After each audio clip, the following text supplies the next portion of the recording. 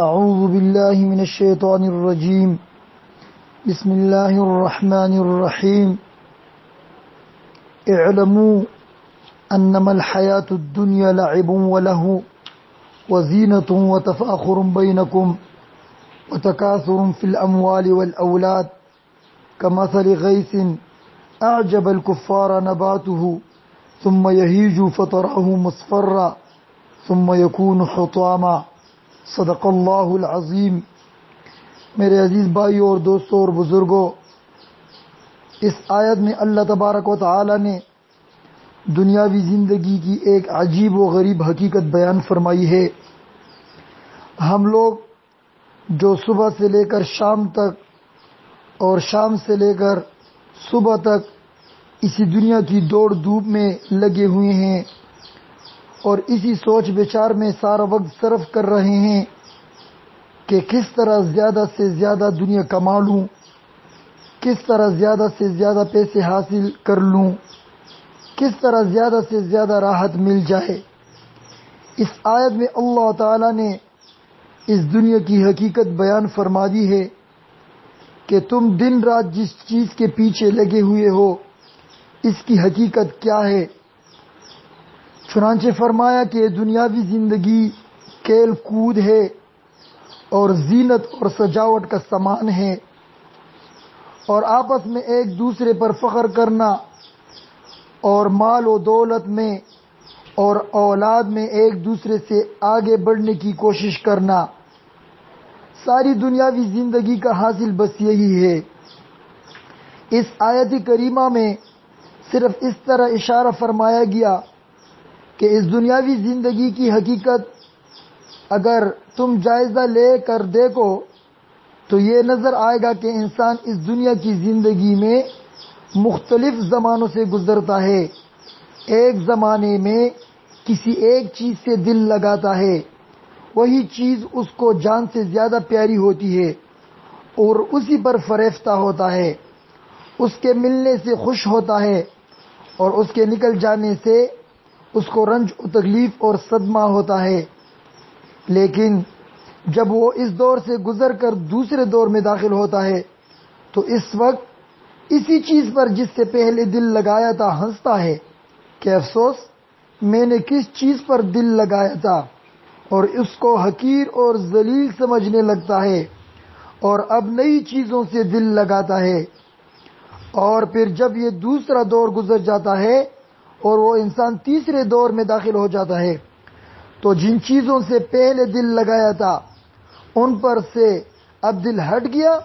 اور تیسری چیز کے ساتھ دل لگا لیا اور اس پر فریفتہ ہونا شروع کر دیا، اور اس وقت وہ پچھلی باتوں کو سوچ کر اپنی بے وقوفی پر ہنستا ہے کہ میں نے کس کے ساتھ دل لگایا تھا. اللہ تعالی نے اس آیت میں پوری انسانی زندگی کے ان مراحل کو بیان فرمایا ہے. اولاً جب انسان اس دنیا میں آتا ہے تو جب تک وہ چھوٹا سا بچہ ہوتا ہے اس کی ساری کائنات، سارے شوق، سارے ارمان کھیل کود سے وابستہ ہوتے ہیں. اور پھر کھیل کود کی بھی دو قسمیں ہوتی ہیں. ایک کھیل وہ ہوتا ہے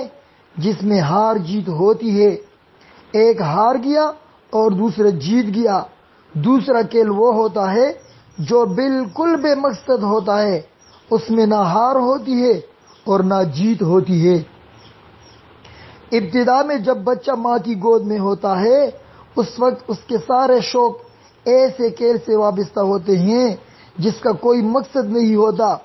مثلا اگر اس کے ہاتھ میں آپ نے ایک جنجنا پکڑا دیا، اب وہ اسی سے کھیل رہا ہے، اس میں ہار جیت کے کوئی معنی نہیں، اس کھیل کا کوئی مقصد نہیں، اور وہ بچہ اس جنجنے کو اپنی ساری کائنات سمجھتا ہے. اب اگر کوئی شخص اس بچے کے ہاتھ سے وہ جنجنا چھین لے تو وہ بچہ رونا شروع کر دے گا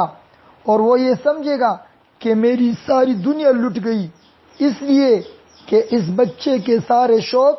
اور سارے ارمان اس جنجنے سے وابستہ ہیں. اس کے بعد جب بچہ تھوڑا سا بڑا ہوا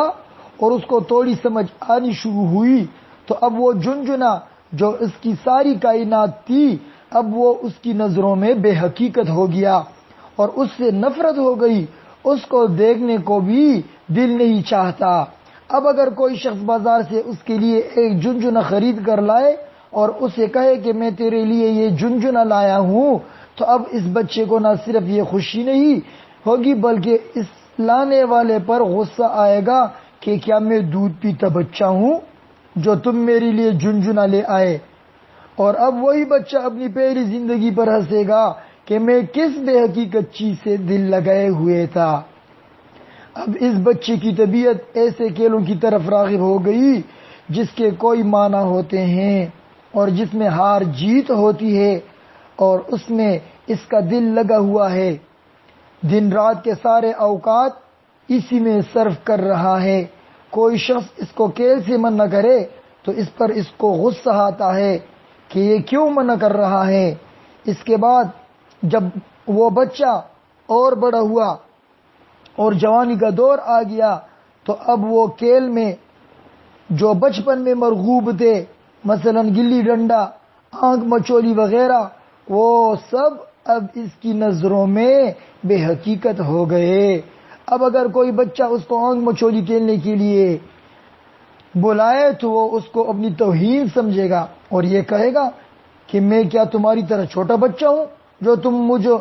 مجھے آنکھ مچولی کھیلنے بلا رہے ہو۔ گویا کہ اب تک جن کھیلوں کے ساتھ دلچسپی تھی وہ اب ختم ہو گئی۔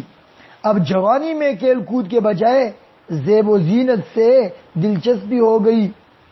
مثلا یہ کہ کپڑے اعلیٰ درجے کے پہنوں، فیشن کے مطابق ہوں، میرا جسم، میرا لباس، میرے سر کے بال، میرے جوتے، یہ سب زینت والے ہونے چاہیے تاکہ جب لوگ میری طرف دیکھیں تو دیکھ کر خوش ہو جائیں۔ اب جوانی کے دور میں زینت سے دلچسپی ہو گئی، لیکن جوانی سے پہلے اس سے کوئی دلچسپی نہیں تھی، بلکہ اس وقت تو یہ حالت تھی کہ اگر کپڑے میلے ہو رہے ہیں تو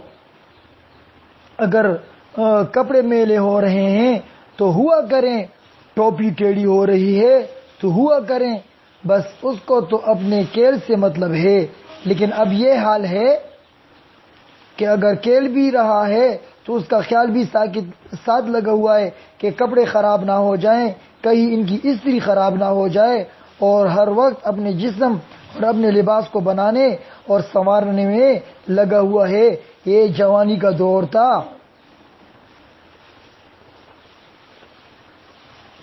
اس کے بعد جب وہ اور بڑا ہو گیا اور اب جوانی اور دیڑھ پن میں داخل ہونے لگی اور 35 سال یا 40 سال کی عمر ہو گئی تو اب زینت کا دور ختم ہو گیا۔ اب تک تو یہ خیال ہوتا تھا کہ کپڑوں پر شکن نہ آئے، اب اس طرف دھیان باقی نہیں رہا، کپڑوں پر شکنیں آ جائیں اور ان کی کریز ٹوٹ جائیں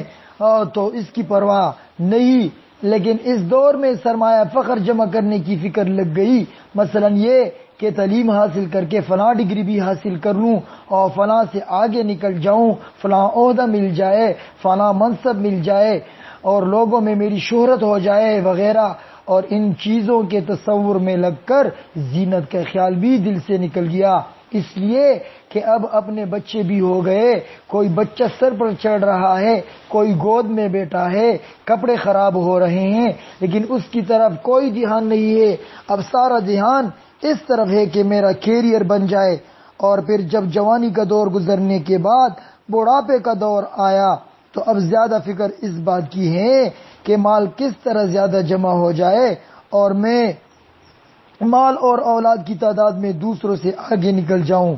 اس لیے کہ ایک زمانہ وہ تھا جب لوگ اولاد کی کثرت پر فخر کیا کرتے تھے اور اس فکر میں رہتے تھے کہ جتنے اولاد زیادہ ہو اتنا ہی اچھا ہے، اور اب زمانہ بدل گیا، اب کثرت اولاد پر اتنا فخر نہیں کیا جاتا، لیکن اب اس بات پر فخر کیا جاتا ہے کہ میرا فلاں بیٹا امریکہ میں تعلیم حاصل کر رہا ہے، فلاں بیٹا فلاں انگلش میڈیم اسکول میں تعلیم حاصل کر رہا ہے، فلاں بیٹا یہ ملازمت کر رہا ہے اور فلاں بیٹا اس عہدے پر فائز ہیں۔ آپ نے دیکھا کہ جب انسان ایک مرحلہ سے دوسرے مرحلے میں داخل ہوتا ہے تو وہ پچھلے مرحلے کو بے حقیقت سمجھتا ہے. وہی زیب و زینت جو جوانی میں بڑی محبوب تھی، لیکن بڑھاپے میں پہنچنے کے بعد نہ ٹوپی کا خیال، نہ کپڑوں کا خیال، بلکہ جب نوجوانوں کو سنگار پیٹار میں وقت ضائع کرتے ہوئے دیکھتے ہیں تو کہتے ہیں کہ تم اس میں اپنا وقت ضائع کر رہے ہو، اور یہ بھول جاتے ہیں کہ جوانی کے دور میں خود بھی ان کاموں میں وقت ضائع کر کے آیا ہوں، لیکن اب اس کو برا سمجھ رہے ہیں. اب ان کے دل میں اس کام کی کوئی اہمیت نہیں. لہذا ہر نئے مرحلے میں پہنچنے کے بعد انسان پچھلے مرحلے سے بیزار ہو جاتا ہے اور اس پر ہنستا ہے اور اس کو حقیر اور بے حقیقت سمجھتا ہے. اس آیت کے ذریعے اللہ تعالی نے یہ سمجھایا کہ تم اس مرحلے میں آ کر رک گئے، حالانکہ آنکھ کے بند ہونے اور قبر میں جا پہنچنے کے بعد آخرت کی زندگی کا مرحلہ شروع ہونے والا ہے. اس وقت دنیا کی یہ سارے چیزیں جن پر تم دنیا میں آپس میں لڑتے اور مرتے تھے، جن پر فریفتہ تھے، یہ سب چیزیں اسی طرح بے حقیقت نظر آئیں گی. جس طرح چھوٹا بچہ جس کو جنجنا بڑا عزیز تھا لیکن بعد میں وہ بے حقیقت ہو گیا، ایسے ہی آخرت میں پہنچنے کے بعد دنیا کی یہ چیزیں بے حقیقت نظر آئیں گی. چونکہ ابھی آنکھوں پر پردے پڑے ہوئے ہیں، اس لیے جس مرحلہ سے وہ گزر رہا ہوتا ہے اس مرحلہ کی دلچسپی کو اپنے سب کچھ سمجھی ہوئی ہوتا ہے، اور اس مرحلے سے آگے اس کی نگاہ نہیں ہوتی، اس لیے وہ دنیاوی زندگی سے فریب اور دھوکہ کہا جاتا ہے. اللہ تعالیٰ اس آیت میں انسانی زندگی کے مراحل بیان فرما کر آگے اس دنیاوی زندگی کی مثال بیان فرماتے ہیں. کمثل غیث